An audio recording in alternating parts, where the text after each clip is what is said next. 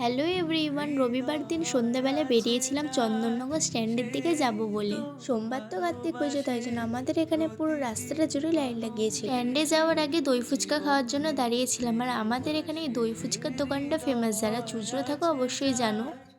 সে তো ভালোবাসে প্রতিটি মানুষেরই জীবন। স্ট্যান্ডের এখানে এসে খেয়েছিলাম চিকেন কুরকুরে, বেশ ভালোই ছিল খেতে। তো পড়েই গেছে, শীতকালে গরম চা না খেলে হয়, তাই জন্য একটা নিয়েছিলাম কেশর মালাই চা।